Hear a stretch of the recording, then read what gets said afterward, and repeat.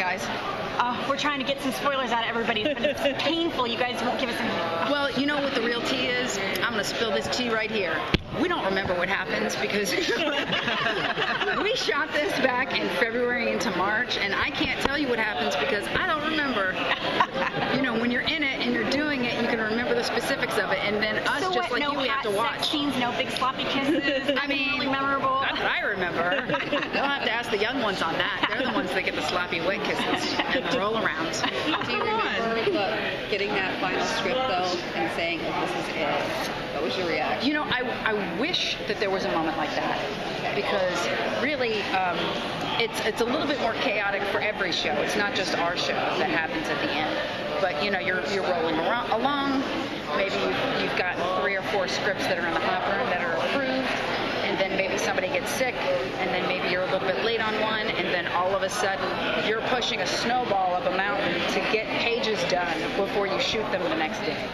And so we were there at the end, we were getting rewrites and pages at the last minute, and so literally it was coming fast and furious.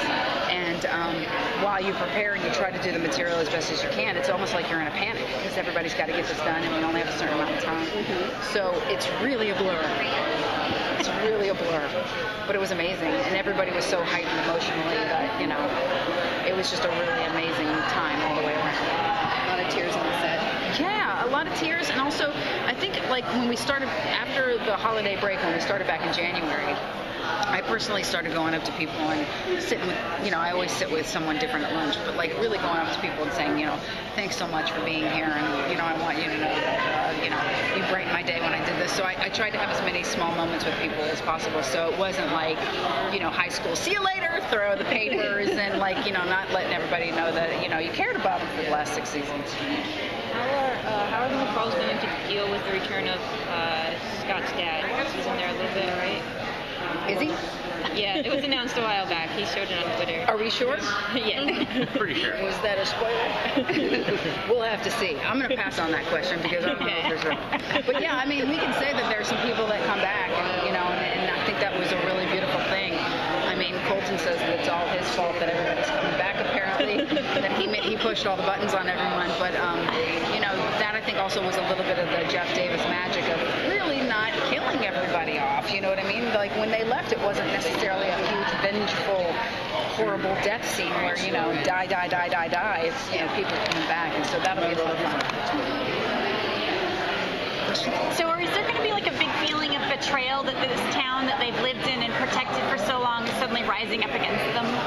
Yeah, I mean, I think it's like, you know, it's the enemy within kind of thing. And I think it's one of those things that in Supernatural you fear, right? The environment turning against you.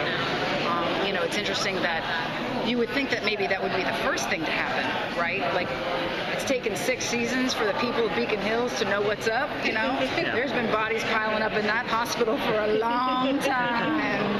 You think someone at that police station would be like, wait a minute, we need to, like, investigate a little bit more.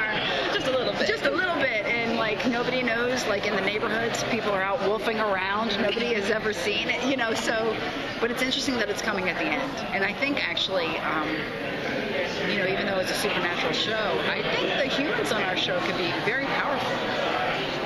Very powerful. So we'll have to see how that all works out. Well, does that speak for your character as well? Do you feel like she's been empowered over the last 6 seasons? I think so, and there's certain steps that happen with her that I think she gets even more empowered over the last 10 episodes of the show. Yeah. For the longest time, me personally, I shipped Mama McCall and Stilinski to be together. Yes. She kind of hooked up with Chris Sargent last season. So somebody needed to make a move. I know. And if you think about it really, I mean, okay, so, you know, we had, you know, if you think about, like, Mama McCall has been, like, dalliance with 4 men on the show. I've had more boyfriends than I have had more action than everybody. And how much are you paying the writers on the side? Exactly. I am paying them well with chocolates and Diet Cokes. I keep them well stocked. But at least you still have a good boyfriend now in Chris Sargent. He's like really like... Yeah, and we get to explore that a little bit more in 6B. You know, we'll have to see where that eventually rolls out to. You didn't have as many sweet moments with Tyler or Scott the first half of the season, so do we get a little more moments between you two for the second half? You know, I think, you know, maybe subconsciously because I was looking for those moments as well. But I think he's kind of growing up, you know, so those sweet moments aren't so sweet anymore because they're adult moments and they're more real and they're more grounded. And, you know, you have to, I feel like, I'm a step parent. So I feel like you know, at one point you turn around and you look at your child and you realize that they're not a child anymore. And if you respect your child, you deal with them differently. Because how else are you going to know everything that you poured into them is stuck? If you're coddling them and not letting them grow, then you'll never know all those beautiful ingredients. And then you stuck them in the oven and you pulled out a fully baked cake. Like, what does that cake look like? And I think that's what we get this season coming up in 6B. Do you have a favorite episode? You can just name a number. Just any number? Yeah. Well, like, I really like 316. So 316 was amazing, not to be done by 202. I mean, I really have to think about that. They're all really special to me. That's fair. Yeah. Yeah. I mean, I remember, you know, Tyler is almost there every single day.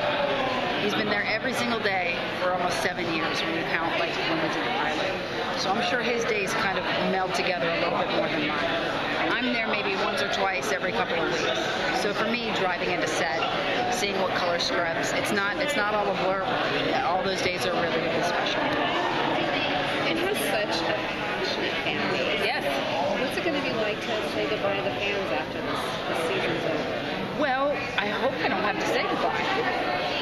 I hope that everybody sticks around for everybody's upcoming projects and wonderful things. You know, I mean, look, Daniel's on Fear of the Walking Dead, right? That's out there. Yeah, that's out there. Yeah. His picture's on the elevator. Okay, yeah. So, you know, Charlie and Max, they're involved with producing stuff, writing, creating, and producing stuff. Holland's on a new show. You know what I mean? Shelley's been in a couple of things. Tyler, obviously, with, you know, Jane the Virgin. So, you know, I hope that we don't have to say goodbye. I hope it's just like, what's next? What's next for everybody? Is there anybody that you got to work with this season that you hadn't worked with much in the past, with so many people coming back and, like, everybody teaming up? You know, in 6A, I got to work more with Ryan Kelly, and that was fun. We had a couple of scenes together there at the end, and so that was a lot of fun. But other than him, I can't think of anybody off the top of my head. Is Mama McCall going to weigh in on the new romance for her son's life? What's that? Is she going to want to weigh in on Scott's new romance?